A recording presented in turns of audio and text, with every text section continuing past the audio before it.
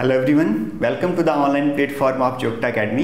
As you know, हमने Himachal Pradesh allied services exam के लिए एक स्पेशल MCQ सीरीज स्टार्ट की है, जिसमें हम हिमाचल प्रदेश अलाइड सर्विसेज के प्रीवियस ईयर के एग्ज़ाम के MCQ यहाँ पे डिस्कस करते हैं। इस सीरीज़ की मेन बात यह है कि ये सीरीज़ आपके लिए एक पर्टिकुलर एज प्रोवाइड करेगी आपकी प्रिपरेशन में। तो आज मैं आपके सामने लेके आया हूँ जनरल साइंस के केमिस्ट्री के MCQ सेक्शन को। तो स्टार्ट करते हैं। हमारा पहला क्वेश्चन है, food cans are coated with tin and not with zinc because. जो फूड कैन होते हैं उनको जो कोटेड किया जाता है वो टिन से कोट किया जाता है, ना कि जिंक से। पहला ऑप्शन है zinc is costlier than tin. Option B, zinc has a higher melting point than tin. Option C, zinc is less reactive than tin. And option D, zinc is more reactive than tin. Students, अगर हम metal की reactivity series की बात करें ना, तो जो zinc है वो रिएक्टिविटी सीरीज में आयरन से ऊपर आता है। ठीक है, तो जो रिएक्टिविटी सीरीज में जो जिंक है वो आयरन से यहाँ पे ऊपर देखने को हमको मिलेगा। तो इसका मतलब ये है कि जो जिंक है ये ज़्यादा रिएक्टिव है एज कंपेयर टू टिन। ठीक है, तो इसलिए अगर हम यहाँ पे बात करें तो हमारे पास राइट आंसर होगा that is option D, zinc is more reactive than tin. इसलिए हम जिंक का यूज नहीं करते। अगर हम मेटल की रिएक्टिव सीरीज की बात करें तो सबसे ज़्यादा जो रिएक्टिव मेटल है वो है पोटाशियम। पोटाशियम के बाद सोडियम आती है, फिर कैल्शियम आती है। इस तरह से अगर हम लास्ट तक देखें तो जो सबसे कम रिएक्टिव मेटल है वो है platinum.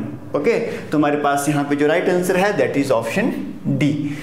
Next question is, a solution turns red litmus blue, its pH is likely to be. कोई सोल्यूशन है वो रेड लिटमस को ब्लू में टर्न कर रहा है। तो स्टूडेंट, जो भी अगर हम लिटमस की बात करें ना, तो लिटमस आर द इंडिकेटर्स, ये इंडिकेटर्स होते हैं। ठीक है, अब इंडिकेटर के बेस पे ही हम किसी भी सब्सटेंस को बोल सकते हैं कि एसिड है या फिर बेस है।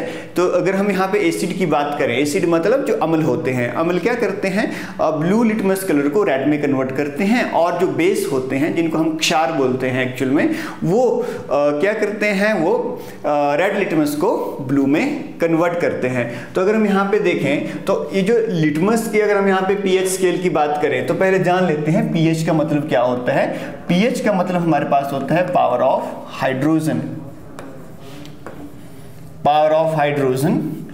और ये जो P वर्ड है ये एक्चुअल में जर्मन वर्ड है, जिसका मीनिंग होता है पोटेंस। और यहाँ पे पोटेंस का मीनिंग होता है पावर। ठीक है, तो अगर हम यहाँ पे pH स्केल की बात करें ना, तो जो pH स्केल है उसकी जो लेवलिंग होती है वो 0 से 14 तक होती है। और यहाँ पे जो भी हमारे पास सब्सटेंस होते हैं जिनका pH 7 होता है वो होते हैं न्यूट्रल, एंड जिनका pH 7 से कम होगा वो होते हैं एसिड्स या फिर हम अम्ल बोल सकते हैं। और जिनका pH 7 से ज़्यादा होगा उनको बोला जाता है बेस। ठीक है जी, तो अगर हमारे पास यहाँ पे पूछा गया है कि ऐसा सॉल्यूशन जो कि रेड लिटमस को ब्लू में कन्वर्ट करता है, तो मैंने भी आपको बताया कि रेड लिटमस को ब्लू में कन्वर्ट करने वाले कौन होते हैं, बेस होते हैं। तो उसका pH किससे ज़्यादा होना चाहिए, 7 से ज़्यादा होना चाहिए। तो हमारे पास अगर ऑप्शन 1 की बात करें तो यहाँ 1 है जो कि एसिडिक होगा, आगे 4 है जो कि 7 से कम है, ये भी एसिडिक होगा।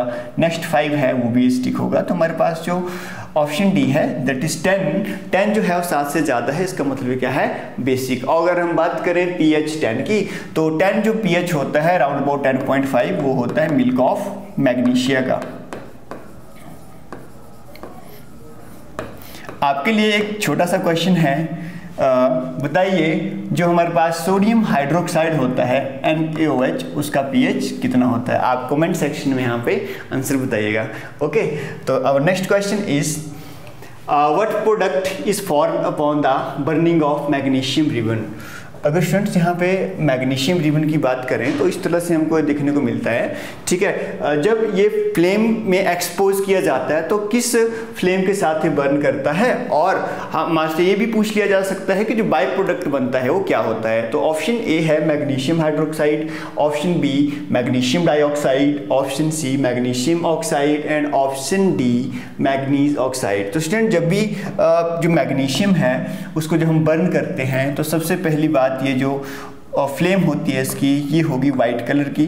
पहली बात तो वाइट कलर के साथ ये बर्न करेगा। और दूसरी अगर हम बात करें, जब ये रिएक्ट करेगा ऑक्सीजन में तो हमारे पास जो प्रोडक्ट बनता है वो हमारे पास बनता है मैग्नीशियम ऑक्साइड। हमारे पास जो बाय प्रोडक्ट बनता है वो बनता है यहाँ पे मैग्नीशियम ऑक्साइड। तो हमारे पास जो राइट आंसर है दैट इज ऑप्शन सी। तो जो मैग्नीशियम ऑक्साइड है ये बनेगा और साथ में ये जो बर्न होगा ये वाइट फ्लेम के साथ यहाँ पे बर्न होगा। और next question is what happens when oil and fats are oxidized. जो फैट और ऑयल्स जो होते हैं ऑक्सीडाइज होते हैं तो उससे क्या होता है। पहली ऑप्शन है they become rancid and their taste changes. Option B they become sweet. Option C they turn black. Option D oils become solid and fats remain liquid. Student अगर जब हम ऑक्सीडेशन की बात करें, ऑक्सीडेशन का मतलब है जब कोई ऑयल्स और फैट्स ठीक है ऑक्सीजन के साथ रिएक्ट करते हैं, मतलब एयर में जो मॉइस्ट एयर है, लाइट की बात करते हैं, उसमें जब रिएक्शन होता है तो उस केस में क्या हो जाता है, वो उनका ऑक्सीडेशन होने की वजह से सड़ जाते हैं, थोड़ा सा बासी हो जाते हैं, उनसे एक स्मेल आने स्टार्ट हो जाती है। ठीक है, तो उसकी वजह से क्या होगा, they become rancids and their taste change, और उनका टेस्ट क्या हो जाता है, चेंज हो जाता है। और इस फिनोमेना को बोला जाता है रेंसिडिटी। ठीक है, रेंसिडिटी बोला जाता है इस फिनोमेना को। तो हमारे पास जो ऑप्शन है that is option A. Next question is the world's lightest synthetic material silica aerogel is known by the name. Option 1 is green air, option B is blue air, option C is gray air and option D is brown air. तो अगर हम यहाँ पे silica aerogel की बात करें तो it is a synthetic material. ठीक है, सिंथेटिक मटेरियल इसरो ने इंडिजिनियसली इसको डेवलप किया था।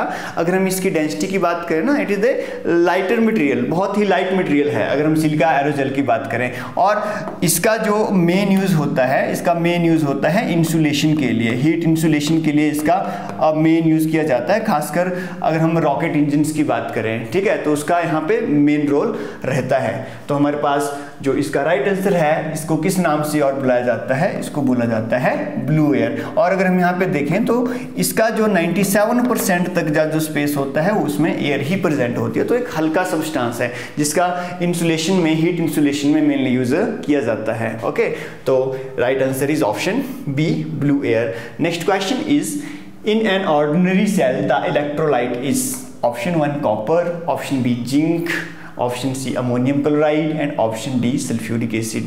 तो स्टूडेंट्स जब हम ऑर्डिनरी सेल की बात करते हैं तो मतलब एक तरह से प्राइमरी सेल। ठीक है, प्राइमरी सेल वो सेल होते हैं जिनको हम रिचार्ज नहीं कर सकते, एक बार यूज होता है उसके बाद हम उनको दोबारा यूज नहीं कर सकते। तो इसमें इलेक्ट्रोलाइट की बात हो रही है। इलेक्ट्रोलाइट हमारे पास वो मटेरियल होता है, ठीक है, ये सोल्यूशन हो सकता है, ये एक पेस्ट हो सकता है। इसमें क्या प्रेजेंट होता है, इसमें पॉजिटिव और नेगेटिव आयन से देखने को मिलते हैं। तो अगर हम यहाँ पे बात हो रही है ऑर्डिनरी सेल की, तो यहाँ पे अगर हम ऑर्डिनरी सेल की बात करें तो जो अमोनियम क्लोराइड है इसका पेस्ट यूज किया जाता है एज एन इलेक्ट्रोलाइट। तो हमारे पास जो राइट आंसर है that is ammonium chloride, that is NH4Cl। Next question is ultraviolet radiation from sunlight cause the reaction that produce which of the following। जो अल्ट्रावायलेट रेडिएशंस हैं, ठीक है, उनकी बात हो रही है यहाँ पे, जो सन से यहाँ पे इमर्ज होंगी वो एक रिएक्शन कॉज करती हैं। ठीक है, उनकी वजह से किसकी फॉर्मेशन होती है, बाय प्रोडक्ट क्या बनता है। तो स्टूडेंट्स अगर हम अर्थ के एटमॉस्फेयर की बात करें ना, खासकर जो स्ट्रेटोस्फीयर है, स्ट्रेटोस्फीयर में हमको ओजोन देखने को मिलती है। तो जब भी अगर हम यहाँ पे बात करें ना अल्ट्रावायलेट रेडिएशन की, जो सन से इमर्ज होती हैं और उससे जो रिएक्शन प्रोड्यूस होगा, अगर देखो जब भी हम बात करें ना, जब ये अल्ट्रावायलेट रेडिएशन ऑक्सीजन के साथ रिएक्ट करती हैं, ठीक है, अगर हम यहाँ पे अल्ट्रावायलेट रेडिएशन को एक्सपोज करें तो उस केस में क्या बनता है, ऑक्सीजन जो ब्रेक डाउन होता है वो नेसेंट ऑक्सीजन में ब्रेक डाउन होगा। 2 ऑक्सीजन जो मोनो एटॉमिक होती है इसको नेसेंट ऑक्सीजन बोलते हैं। ठीक है, इसमें ब्रेक डाउन होगा। और जो नेसेंट ऑक्सीजन होती है ना, it is highly reactive, highly reactive होगी और किस स्टेट में होती है, ये अनस्टेबल होती है। तो ये जो नेसेंट ऑक्सीजन है, ठीक है, it is mono atomic actual में, ये किसके साथ रिएक्ट करेगी, ये नेसेंट ऑक्सीजन O2 मॉलिक्यूल के साथ यहाँ पे रिएक्ट करेगी और साथ में किसकी फॉर्मेशन करेगी, O3 इज द ओजोन। ठीक है, तो जो स्ट्रेटोस्फीयर है उसमें हमको क्या देखने को मिलता है, ओजोन देखने को मिलती है। तो यहाँ पे जो राइट आंसर है that is option C, O3, that is ozone. Next question is which of the following does not involve a chemical reaction, इनमें से कौन सी रिएक्शन है, मतलब कौन सी ऐसी अभिक्रिया है जो रासायनिक नहीं है। अगर हम यहाँ पे देखें, पहला ऑप्शन है digestion of food in our body, दूसरा है process of respiration, option C burning of candle wax when heated, and option D melting of candle wax on heating. Student, अगर हम डाइजेशन की बात करें तो डाइजेशन में क्या होता है, जो भी हम कार्बोहाइड्रेट्स खाते हैं, हम फैट्स या वसा खाते हैं, प्रोटीन से हम लेते हैं, विटामिन हो गया, मिनरल्स हो गया, ठीक है, हमारी बॉडी को उनकी जरूरत पड़ती है। पर जब हम डाइजेशन की बात करते हैं ना, जैसे हमने बात की कार्बोहाइड्रेट की, फैट की, या फिर अगर हम बात करें यहाँ पे प्रोटीन की, तो ये कॉम्प्लेक्स फूड से किस में कन्वर्ट होते हैं, एक सिंपलेस्ट फूड में यहाँ पे कन्वर्ट होते हैं, सिंपलेस्ट यूनिट में कन्वर्ट होते हैं। तो यहाँ पे हमको रासायनिक अभिक्रिया देखने को मिलती है। अगर दूसरी हम यहाँ पे बात करें प्रोसेस ऑफ रेस्पिरेशन, रेस्पिरेशन में क्या होगा, एक्सचेंज ऑफ गैसेस होता है जिसके थ्रू हमारी बॉडी को क्या मिलती है, एनर्जी मिलती है। तो ये भी एक तरह से क्या है, it is also a chemical reaction. Third अगर हम देखें, burning of candle and melting of candle. Student, जब बर्निंग ऑफ कैंडल की बात करें ना, तो बर्निंग ऑफ कैंडल में क्या होगा, केमिकल रिएक्शन होंगे, ठीक है, केमिकल रिएक्शन होंगे। तो ये भी कैसी हमारे पास प्रोसेस है, it is also chemical reaction process. But यदि हम मेल्टिंग की बात करें, जैसे कोई भी हमारे पास ऑब्जेक्ट है, वो अपना स्टेट चेंज करता है, अपना फेस चेंज करता है। मान के चलिए फेस चेंज करने का मतलब हो गया सॉलिड से लिक्विड में चला गया, या फिर लिक्विड में से वो गैस में चला गया, ठीक है, इसको फेस चेंज करना बोलते हैं। तो जब भी कैंडल जो है वो क्या होगा, मेल्ट करेगी, तो जो कैंडल वैक्स मेल्ट करेगा तो किस स्टेट में से, अगर हम देखें ना यहाँ पे, तो सॉलिड स्टेट से ना लिक्विड स्टेट में यहाँ पे कन्वर्ट हो रही है। तो इस तरह से कैसे रिएक्शन है, ये एक फिजिकल रिएक्शन है, ये वाला केमिकल रिएक्शन नहीं है। तो पहले जो तीन है ये हमारे पास केमिकल रिएक्शन है, और लास्ट वाला कैसा रिएक्शन है, एक भौतिक अभिक्रिया है, एक ये हमारे पास फिजिकल रिएक्शन है। तो हमारे पास जो राइट आंसर होगा, जो कि केमिकल रिएक्शन नहीं होगा, वो है option D, melting of candle wax on heating. Our next question is up to which temperature the mercury thermometer used for measurements। तो स्टूडेंट, जब हम मर्क्यूरी थर्मोमीटर की बात करते हैं तो इसका जो हाईएस्ट रेंज है वो अराउंड अबाउट 357 डिग्री सेल्सियस है। अगर हम इसकी रेंज की बात करें तो ये अराउंड -30 डिग्री सेल्सियस से लेके 357 डिग्री सेल्सियस तक मेजरमेंट्स पर्पस के लिए यूज किया जाता है। अगर हम यहाँ पे मेल्टिंग पॉइंट की बात करें मर्क्यूरी थर्मोमीटर की, तो इसका जो मेल्टिंग पॉइंट है ये अराउंड अबाउट -39 डिग्री सेल्सियस होता है, और -39 डिग्री सेल्सियस से कम टेम्परेचर पे हम मर्क्यूरी थर्मोमीटर का यूज नहीं करते, क्योंकि उसके कम टेम्परेचर पे फ्रीज हो जाती है। उससे कम टेम्परेचर पे जब हम थर्मोमीटर का यूज करते हैं वो होते हैं अल्कोहल थर्मोमीटर। अगर हम क्लिनिकल थर्मोमीटर की बात करते हैं, ठीक है, क्लिनिकल थर्मोमीटर की बात करें, उसकी जो रेंज होती है वो 35 डिग्री सेल्सियस से 42 डिग्री सेल्सियस होती है। तो इस तरह से कुछ क्वेश्चन आपको पता होना चाहिए। जब भी आप एमसीक्यू सॉल्व करते हैं तो उससे रिलेटेड जो भी क्वेश्चन आपके दिमाग में आते हैं या फिर किस तरह के क्वेश्चन बन सकते हैं, उनको भी आप साथ में यहाँ पे सॉल्व करना ट्राई कीजिए, ठीक है स्टूडेंट्स।